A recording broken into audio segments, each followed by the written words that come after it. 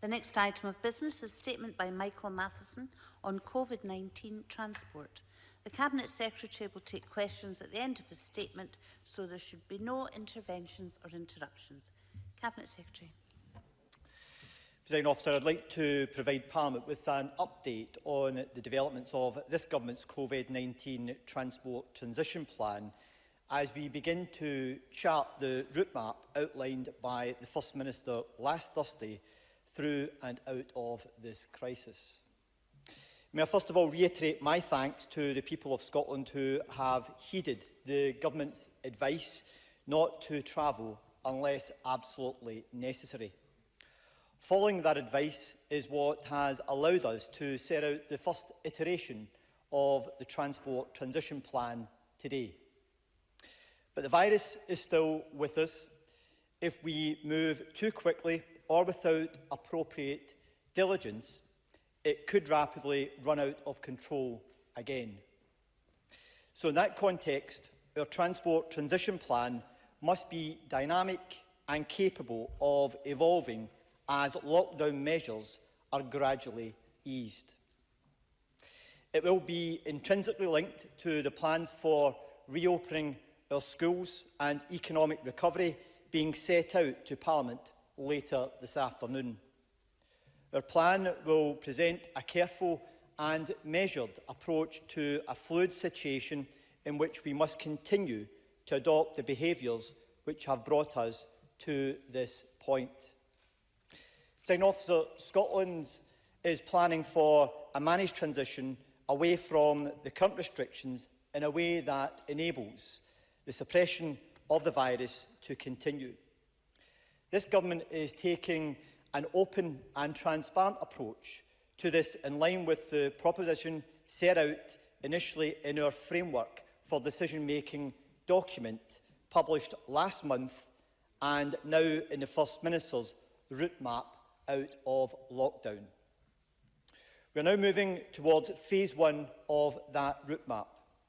The route map outlines the key high-level messages that, firstly, working from home should remain the default position where it can, with the reopening of a limited number of workplaces set out in this phase.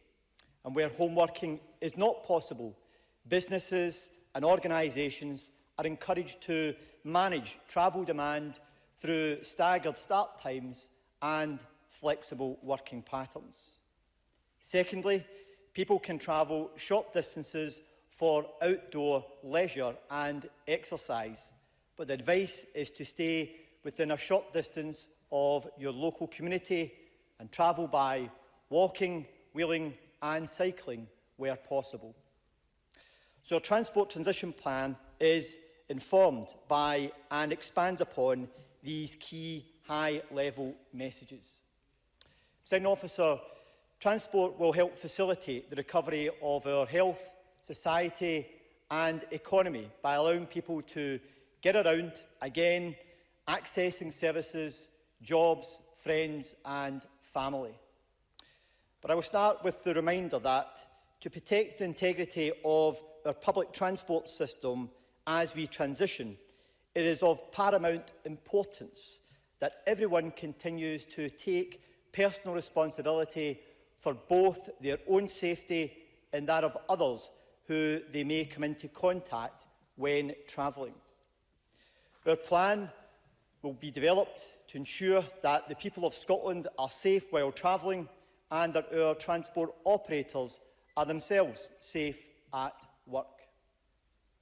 We've engaged with trade unions, passenger groups, operators, COSLA, local authorities and regional transport partnerships. And I'd emphasise strongly that we will continue to work with them in the weeks and months ahead as the plan evolves. Presiding Officer, as a consequence of the phased approach outlined in the route map, there are 3 separate strands in our transport response to the pandemic through the immediate, medium and long term. They are easing restrictions on daily life and movement, supporting economic recovery with both the transport sector and broader economy, and developing the future of transport in Scotland.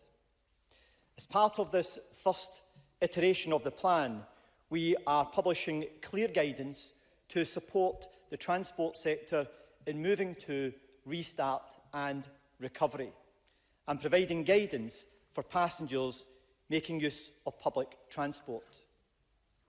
The top-level message I'd like to convey is that the level of physical distancing needed as we navigate the phases of the route map will obviously affect the supply of public transport capacity, with operators estimating that 2-metre physical distancing will mean capacity is somewhere between 10 and 25% of normal.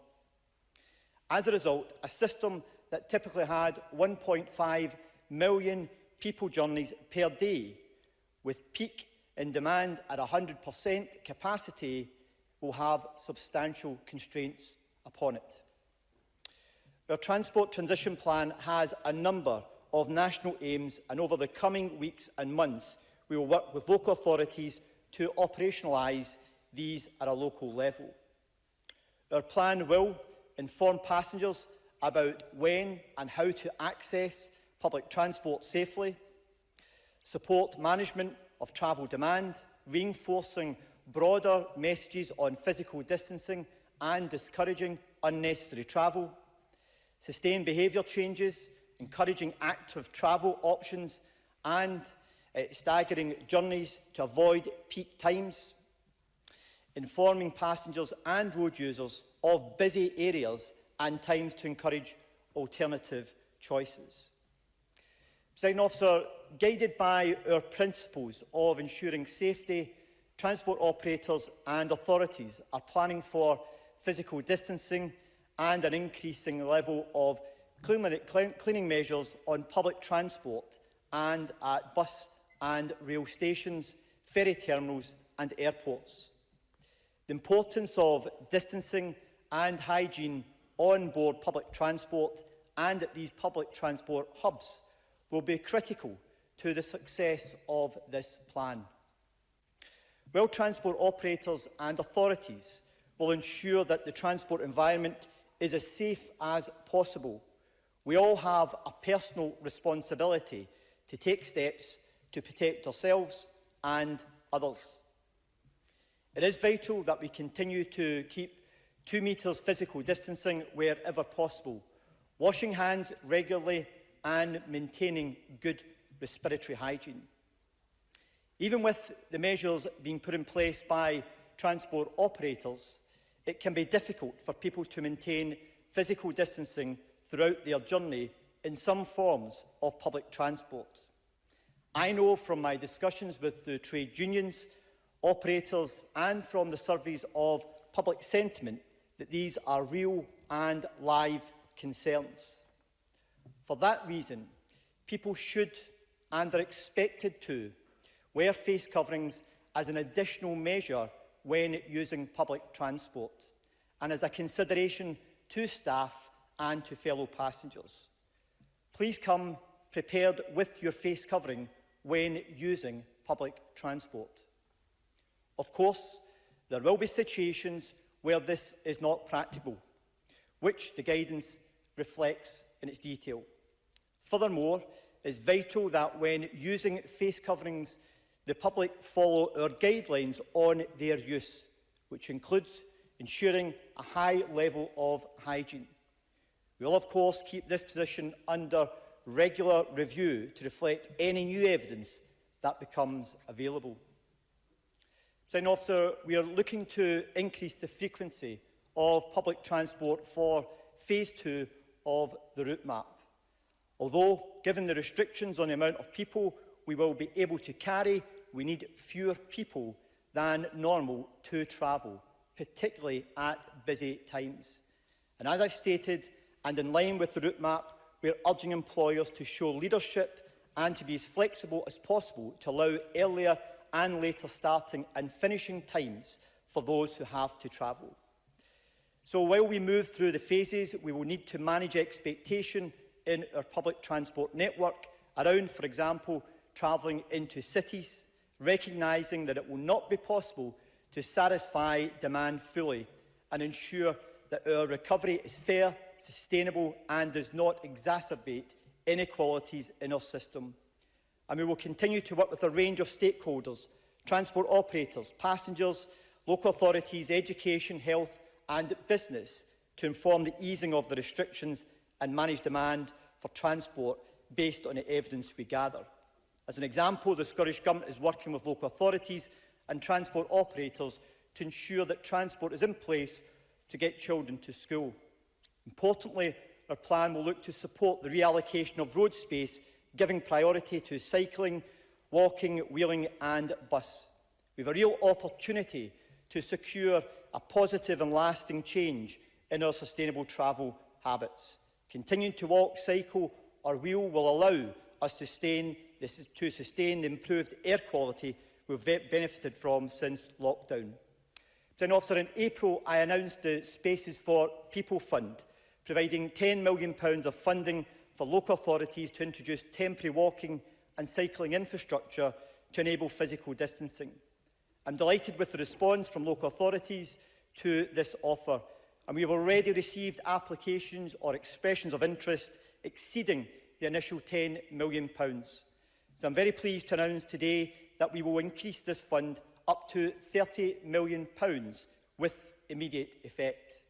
I want all local authorities, urban and rural, to have the opportunity and support to access this fund. Presiding Officer, as I said, we will carry on developing the Transport Transition Plan as we move through the phases of the route map, continuing to gather evidence to inform its evolution and ever mindful of taking corrective steps should that be required. The Transport Transition Plan aims to help the transport system as accessible as possible while travelling only when necessary and maintaining physical distancing. Presiding Officer, we need to make sure we continue to take forward the measures that will support people in using our transport system while at the same time in managing the challenges with the virus. And I would encourage transport operators and the public to make use of the guidance published today. The Cabinet Secretary will now take questions on the issues raised in his statement, and I intend to allow around 30 minutes for questions. Then we'll move on. With those members who wish to ask a question, please press the request to speak buttons. And I first of all call Dean Lockhart. Thank you, Presiding Officer, and I thank the Cabinet Secretary for an advance copy of his statement. Let me also add my thanks to all the transport workers across Scotland who have kept the country moving during this crisis. As the Cabinet Secretary said, the transport sector will play a crucial role in helping Scotland emerge from lockdown, and the Transport Transition Plan announced today is a welcome start. But there are a number of questions on how this plan is going to work in practice. First, can the Cabinet Secretary provide assurance to frontline transport workers that there will be adequate supplies of PPE for those who need it? Second, with respect to social distancing measures required on the rail and bus networks, transport operators have raised concerns that this might not be possible to achieve during rush hour periods. So can the Cabinet Secretary clarify whether transport marshals or other officers will be deployed to monitor compliance with social distancing requirements, or will travellers be expected to self-regulate on these matters? And finally, in relation to the coach sector, I have sent the Cabinet Secretary a number of letters highlighting concerns that coach operators are not getting sufficient support during the crisis, and as a result many face going out of business, which will badly affect the tourism sector in Scotland when this market reopens. So can the Cabinet Secretary tell us how he intends to address those serious concerns raised by coach operators? Michael Matheson.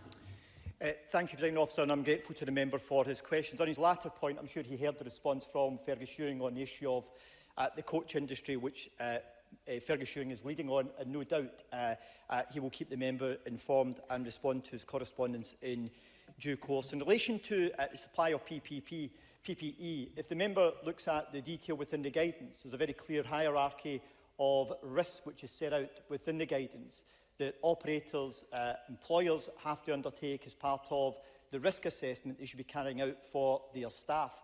And within that hierarchy, PPE is the final point that they should arrive at, because they should be looking to put mitigation measures in place in order to minimise the need for the use of PPE. From the discussions that we've had with the transport sector, they've given us assurances that they have sufficient stocks of PPE in place in order to meet that need as and when it should arise. But the guidance also emphasises the need to ensure that as they undertake the risk assessment, they engage not only with the employees affected, but also with their health and safety representatives, trade unions, etc., to ensure that that's carried out in a compliant way and one which they are comfortable with. And we'll continue to keep that under review, as with all other parts of the guidance as we go forward. In terms of compliance, what is absolutely critical here is that the reality is that a transport system which is constrained by physical distancing, which will constrain it to such an extent that it may, at best, in some modes, only be able to carry around a quarter of the number of people who would make use of it, is that we can't expect the transport system just to absorb that pressure. People need to take responsibility for their own decisions, including looking at whether they can start earlier or later to avoid peak times. Employers need to demonstrate leadership in being prepared to support staff who can work from home to be able to continue to work from home. If they do have to come into work, is allowing them to be flexible in their start and finish times, to look at staggering the days that they may be able to work from their home and into their office space, looking at flexibility. So the business community, public sector, operators, individuals all have a part to play in helping to meet the challenges which we'll face with a constrained transport system. And that's why it's important there's a collective effort in recognising the challenges which our transport sector will face in the weeks and months ahead. I now call Colin Smith. Thank you, President Officer, and thank you to the Cabinet Secretary for the advance sight of his statement.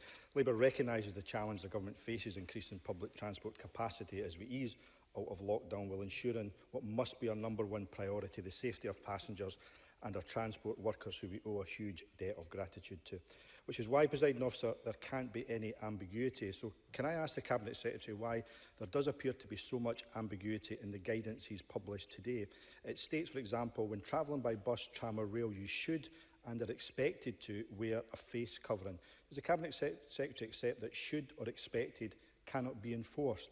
Under this guidance, there is in fact nothing to stop anyone getting on public transport without a face covering, not just those who cannot wear face coverings for practical reasons. The Cabinet Secretary has also just said that PPE will only be a last resort. So can he tell us what specific new measures he's announced today to protect our key frontline transport workers? And does his position on PPE and indeed this transition plan have the full agreement of the trade unions? And finally, it seems social distancing on public transport will be largely self-policed. So what future support will the Government provide to ensure there will be sufficient capacity to allow that distancing? And will the Cabinet Secretary give a personal commitment we will not witness the scenes we saw in England of overcrowded, dangerous buses and trains in our cities at peak times? Michael Matheson. So let me try and deal with the points which the members raised in turn regarding face coverings. The expectation is that if you are travelling in public transport, you should have a face covering. However, there are some modes of transport where that is not appropriate and not necessary. That's why it is an expectation that has been set out very clearly in the guidance. So if you don't have a pre-existing medical condition, which would suggest that you should not have a face covering, if you're on a mode of transport which is anything other than that of a ferry, then you should have a face covering. Not only as a matter of courtesy to other travellers, but also to those who work within the transport sector. And the guidance is very clear on that particular point. In relation to transport workers on PPE and the hierarchy, the member will recognise that this hierarchy is not something which is specific to the transport sector. It is also contained within the construction sector guidance about the need to make sure that employers put in place mitigation measures to minimise the risk of staff having their 2 metres being compromised. Where there is a risk identified that could occur, then they should be looking at what appropriate PPE measures they should be putting in place. And that's exactly why within the guidance it sets out in detail the need to make sure that operators apply the assessment process to identify any risk. And as I mentioned to Dean Lockhart, the feedback we have had from transport providers is that in the circumstances where they believe that PPE may be a matter that has to be addressed through any assessment process, that they have sufficient stocks and supply chains for that. In relation to the issue of distancing, I'm sure the member will recognise that a system that is as complex as our public transport system, there will inevitably be pinch points within it where 2 metres will be compromised. By the very nature and design of it, that will occur. What we are doing is taking a proportionate, measured way to try and make sure that we minimise the risks of that taking place. And rather than announcing on a Sunday night that things will go back to normal on a Monday, Tuesday or Wednesday, we're giving due notice about the timescale for which we will take this forward in order to allow transport operators, employers and the public to plan for this. Everyone has a part to play. Politicians, the public, employers, leaders within our community, in making sure we get the message across that we have to make sure that in using public transport while it's constrained, that we look at trying to avoid making unnecessary journeys and that we comply with the guidance that's been issued today. We move to open questions. I have Kenneth Gibson to be followed by John Finney. Thank you, Presiding Officer. I welcome this statement, which confirms the route map includes supporting economic recovery within both the transport sector and broader economy, ensuring safety at bus and rail stations, ferry terminals and airports. Does the Cabinet Secretary agree that quarantining people travelling to the UK should have been introduced months ago, rather than when the UK is one of the highest COVID-19 death rates in the world? Absolutely a case of closing the stable door after the horse is bolted, inflicting further damage on our economy from aviation to tourism. And given that the relatively inexpensive DNA nudge test can produce an accurate result in 75 minutes, it would be better to test arrivals at our airports and ports rather than quarantine them. Michael Matheson.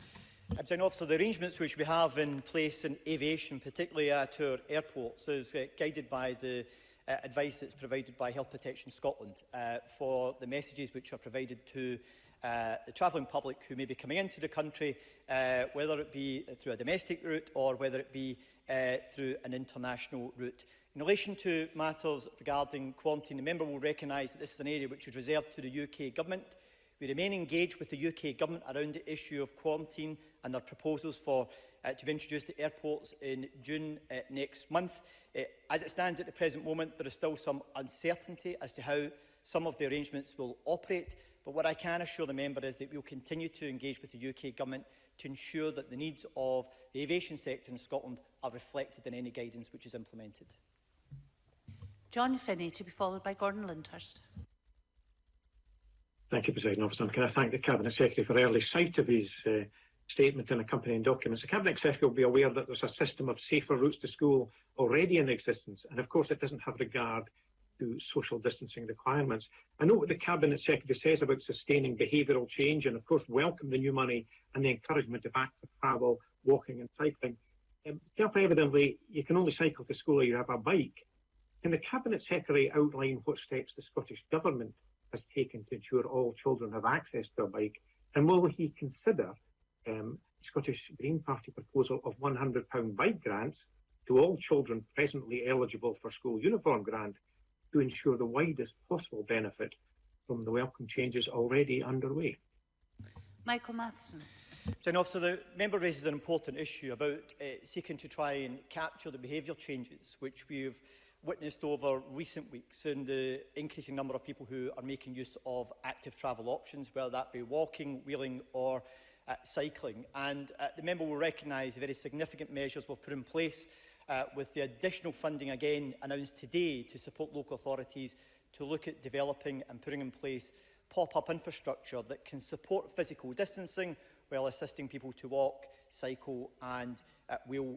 I'm as keen as Mr Finney is to make sure that we try to make sure that if there is a lasting legacy from the existing lockdown arrangements, is that we continue to have people making use of active travel in the months and years ahead. What I can assure the member of is that you'll be aware that we have a range of different schemes in place to bikeability, etc., to support young people at schools in looking at cycling. What we are presently doing is looking at the existing schemes that we have in place to see whether they can be tailored in such a way that they meet some of that growing need that there may be to support young people in looking at cycling as being an option for them in accessing school. So I can assure the member the issue which he has raised is one which we are already giving consideration to, although what I can't do is I can't give a commitment at this stage to the very specific proposal which the member has put forward this afternoon. Gordon Lyndhurst, to be followed by Mike Rumbles. Thank you, Deputy Presiding Officer. The Cabinet Secretary has referred to guidance which comments on an unprecedented package of support from the Scottish and UK governments to the transport sector, and also refers to a basis of further specific support to be considered in due course. Now, the UK government has provided the Scottish government with Barnett consequentials of £339 million as a result of spending on transport elsewhere. Will the Cabinet Secretary confirm today that the full £339 million will be allocated in its entirety to the transport sector here in Scotland? Michael Matheson. So what I can say to the member on that specific point is that we moved very quickly to provide support to the transport sector in Scotland at the very outset of the pandemic. In fact, we are the only part of the UK that has gone, if I'm correct, I think certainly if not the only part, one of the few parts that have actually gone as far to support our aviation sector, unlike other parts of the UK. So, for example, we have given a business rates relief to our airports and to our aviation-based industries in order to try to support them through what is a very difficult economic time. So the member should be in absolutely no doubt about our commitment to help to support and sustain our transport sector going forward, and that will continue to be a focus in the weeks and months ahead. Mike Rumbles, to be followed by Alistair Allen. The Cabinet Secretary must know that people who need to travel on the train will get onto it if they can. Has the Transport Secretary considered, therefore, recommending a booking system only, particularly for rail travel, to ensure that people who need to travel can do so safely, as there might only be, as he says himself, a safe 10% capacity on the train? Otherwise, we could be facing some of the scenes of chaos that we've seen down south. Michael Matheson. Presiding Officer, we are looking at a range of options to try to help to manage aspects of demand. There are arrangements presently in place for longer journeys that you can only book a train ticket for longer journeys if you do so in advance. The challenge is on short commuter journeys, where it is much more difficult to manage those numbers. So if you think in an area such as the Strathclyde Electrics area alone, it represents 40% of our rail network numbers. And many of those are individuals who are only making 1 or 2 stops on rail. So a booking system in that type of environment wouldn't work. So it becomes very challenging in order to operate it in that way. But the member is right that the existing assessment that's been carried out by ScotRail is that capacity on our rail network will be constrained to between 11 and 14%, depending upon the type of train that's been used on a particular route. That's why it's critically important that we don't simply expect that we can put systems in place that allow the transport system to go back to normal and to meet that demand, is that businesses, individuals, all have to take the responsibility of looking at changing working arrangements and encouraging people to work at home, flexible start and finish times, to avoid having to travel at peak times, the public looking to try to make use of active travel for short distances rather than using trains or buses at peak times as well, all looking at the role we can play to try and help to manage that demand. But it's simply not possible to expect that we can put a simple system in place that will be able to manage the demand within the transport system, or it's simply going back to normal again. Alistair Allen, who's joining us remotely, followed by Sarah Boyack. Presiding Officer, the travel restrictions on ferries to and from the Western Isles have had an important role in containing the spread of the virus in the islands. With last week's publication of the route map for moving out of lockdown, can the Cabinet Secretary outline how the travel restrictions to the islands will fit into that route map? And particularly, can the Cabinet Secretary give any assurances that any discussions between Transport Scotland and ferry operators regarding timetables for the summer will reflect the need for any changes to be both gradual and done with great care. Michael Matheson. Presiding Officer, the Transport Transition Plan sits alongside the route map which the First Minister set out last Thursday.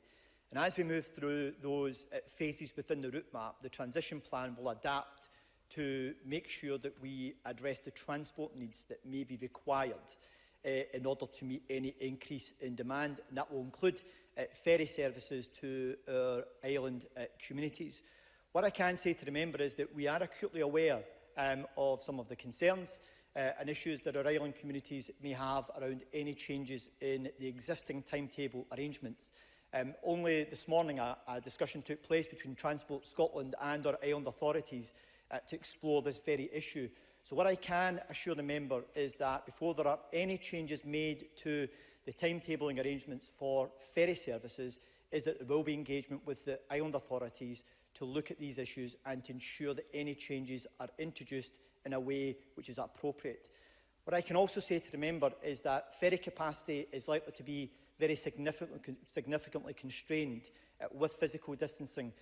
CalMac estimate that their network will be constrained to in the region of 17 to 18% capacity because of physical distancing. That in itself will have a very significant impact on who can use our ferry services. And that's part of our thinking and our planning around how we make sure that any increase in demand for ferry services reflects the needs of our island community. So I can give the member that assurance, and we'll continue to have that engagement as we go forward, as we move through the phases of the route map. Sarah Boyack, followed by John Mason. Cabinet Secretary, the UK's best bus company, Lothian Buses, owned by local authorities, is under massive pressure with 90% loss of revenue and hundreds of jobs on the line. Their buses have seen investment to make them safer for staff and passengers and are key to getting our economy moving again and to let people travel safely. So will the Scottish Government follow the UK Government's support for Transport for London and provide support to Lothian Buses and Edinburgh trams now to ensure that when we have moved on from the lockdown, we have the public transport available for people in the Lothians and for those using park and ride facilities from the Central Belt, from Fife and from the south of Scotland? Excuse me, could you speak a wee bit quieter over in this corner, please? Michael Matheson. Thank you, Presiding Officer. I won't mention who you're referring to, Mr Crawford, but I recognise the concern which has been raised by Sarah Boyack, and I can advise her that we've already engaged with Edinburgh City Council around the challenges which they have with Lothian buses and also with the tram services which they operate. The member will recognise, though, that in ramping up bus services again to try and meet any increase in demand, given the constraints they will have in terms of capacity, the vast majority of bus services across the country will effectively be running at a loss because they are not able to run at the capacity they would normally have in order to make sure that they meet the costs of those services. So the discussions which we are having not only with Lothians but as with public bus service operators across the country is to understand the potential impact that has for them financially. So if we expect them to increase capacity in the weeks and months ahead, then it needs to be financially viable for them to do so because of the loss in revenue which they are facing as a result of physical distancing. And that's why we're having to undertake a level of detailed work with operators to understand that fully and to look at what measures we can put in place to help to support them to ensure that we can see an increase in bus services as we move forward in the weeks and months ahead, and that includes Lothian buses. I'd just let people know that unless we speed up with the questions and answers, I'm certainly not going to get everyone in. John Mason, followed by Graham Simpson. Thank you very much. We've spent recent years, Cabinet Secretary, encouraging people to use public transport, but now in the short term we're kind of discouraging them. Can you say anything about how the balance is struck here so we don't put people off public transport long term? Michael Matheson. Officer, I hope that the public would take reassurance from the guidance which has been issued today, not only for operators, because there are two elements of the guidance, two parts to the guidance. There is the operators' guidance and there's also the public guidance on making use of public transport. So we want to encourage people to consider that guidance and to make use of it if they're having to make use of public transport. But the reality is that it will remain constrained for a considerable period of time while physical distancing remains in place.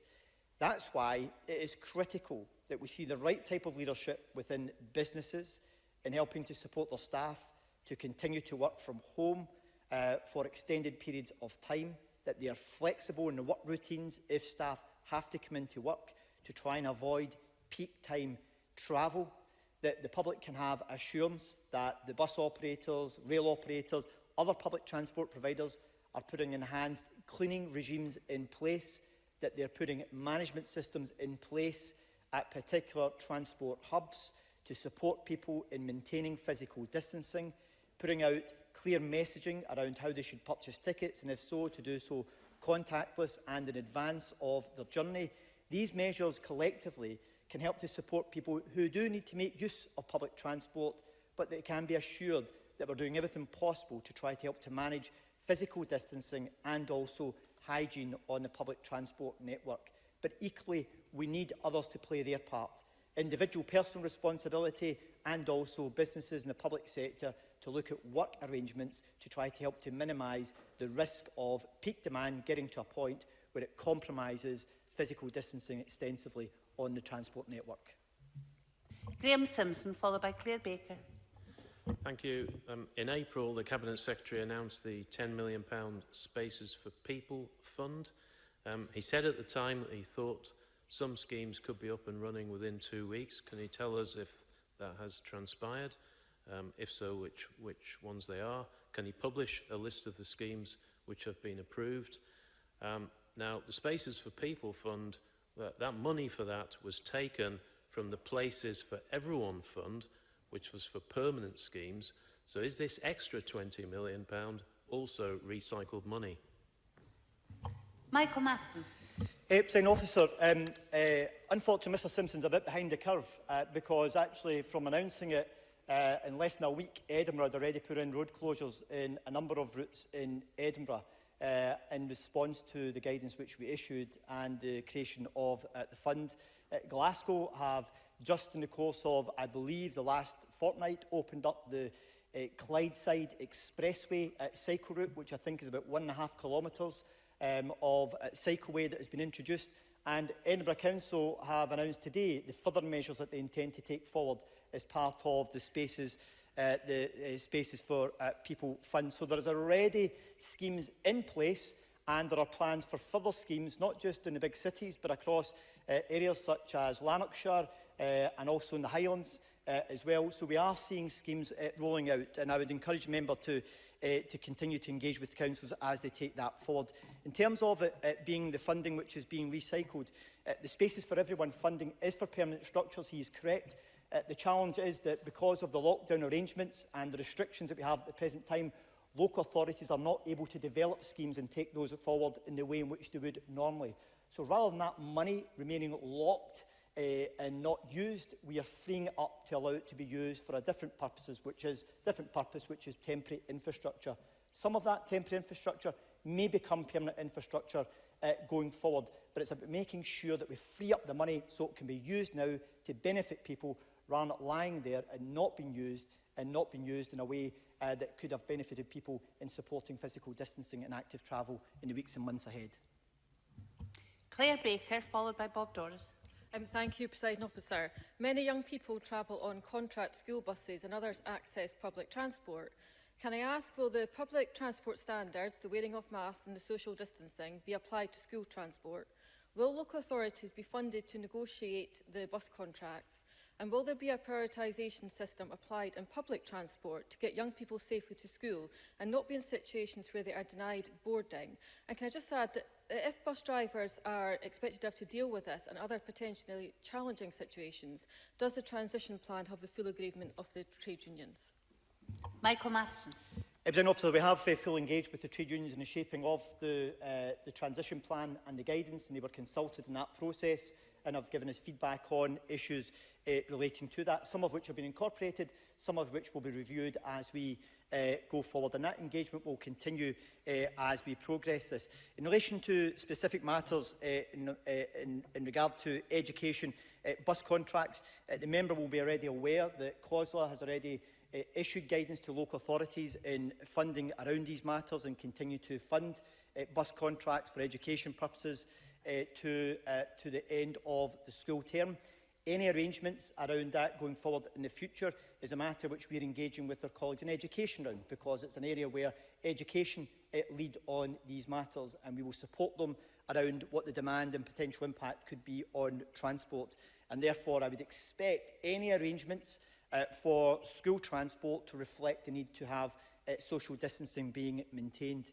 In relation to the member's very specific point about buses not being able to, not allowed young people to board if they're trying to go to school, that's some of the issues which we need to look at and to see how we can address those effectively. So is there a way in which we can stagger start times for schools, which would help to reduce the potential risk of buses being busy at peak times? All of these issues are being explored, and that's the type of discussion which we're having with our counterparts, my colleague, the Deputy First Minister and Cabinet Secretary for Education, to make sure that we understand what the implications could be for transport and what mitigation measures can be put in place to try to help to manage demand. Bob Doris, to be followed by JB Green. Presiding Officer, I want to thank bus drivers for the unenviable task of trying to implement the major reduction of seating capacity on buses. I'll see that for myself this evening when I get the 7 bus back to Marehill later tonight. Can I ask how the Scottish Government will support bus companies to significantly increase the frequency of buses, which will undoubtedly be required, ensure that revised timetables are displayed at every bus stop so that all passengers are fully informed, not only those with smartphones, and to ensure that bus companies identify and rectify pinch points on routes so that some passengers don't constantly have buses running past them due to unavoidable capacity restrictions? Michael Matheson. So remember, we'll be aware of the response I gave in terms of capacity constraints and the economic impact that that then has on the bus industry, including operators such as First in Glasgow. And we are presently assessing the impact that any increase in service could have on them financially, and whether financial support needs to be provided in order to sustain these services, given that they effectively will be making a loss on running services where capacity is so constrained. That's a piece of work which we're taking forward at the present moment in order to assess that. What I can say to the member is that bus operators have been looking to increase frequency of services on routes where there has been greater demand. So, for example, First in Glasgow have, where they have initially been operating with a single-decker, have had double-decker buses introduced in order to help to support physical distancing. They've also looked at increasing the frequency of service on particular routes where there is an increase in demand as well. So these are issues which the Transport Transition Plan looks to try to help to support operators in taking forward, including regional transport partnerships such as SPT, in making sure that they're engaging with their transport providers in areas such as Glasgow and looking at the arrangements that they put in place to help to support and meet demand going forward. So these are all issues that are continuing to be considered, and I can assure the member the guidance which has been published today, both for the public and for operators, helps to give the public assurance and operators and their staff assurance around the approach it should be taken in dealing with these issues. Jamie Green. Thank you. The effects of being shut off during lockdown are felt more acutely by those in Scotland's islands. Normal ferry services have all but disappeared, tourism has disappeared, and those incomes are being lost. Can I ask the Cabinet Secretary how his Transport Transition Plan will offer some hope that Scotland's islands will be protected but not shut off for business? And given that most ferry services rely on substantial public subsidy to survive, has the Government revised its budget, which will be required to replace the loss of passenger revenue which so many services rely on? Michael Matheson. In relation to the member's latter point, yes, we already have a contract variation in place for our ferry operators that provide contracts to us in order to recognise the financial consequences of the lockdown arrangements in order to help to support the services to be sustainable, and we'll have to continue to look at putting that in place. The member raises an important point, and that is about the need to strike the balance between opening up our island communities at a proportionate and appropriate way, and in a proportionate and appropriate way, while not exposing our island communities to undue risk. And as I outlined earlier on, the approach we're taking as we go through the phases which were set out in the route map, we will assess the potential impact that has on transport modes, including ferry services, and what arrangements we need to put in place to meet and manage any additional demand. But as I already outlined, the reality is that even once we move our ferry services back to a normal timetable, if you like, we will be in a situation where on our largest vessels in particular, capacity will be very significantly constrained in the regions of about 17 to 18% of its normal capacity. So there will be significant constraints no matter what happens, and we need to make sure we manage those in a way that reflects the needs of island communities and those who live in our islands. I can squeeze in a quick question and answer, please, from Joan McAlpine. Thank you, Presiding Officer. What advice does the Cabinet Secretary have for transport workers who are shielding? I have a shielded constituent who works for Stena Line who refused to furlough him, forcing him onto statutory sick pay. And when I approached the company, they said they were short of able seamen, suggesting that they were trying to force this vulnerable man back to work. Does the Cabinet Secretary agree with me that that is unacceptable? Michael Matheson. Presiding Officer, I'm not aware of the individual case that the member made reference to, although it does strike me as being concerning if the individual concerned is shielding. And if the member wishes to provide me with further information on the matter, I'd be more than happy to look into the issue for her. That concludes questions on the Cabinet Secretary's statement on COVID-19 transport. Apologies to Rona Mackay for not being able to reach her, and we'll now move on to the next item of business.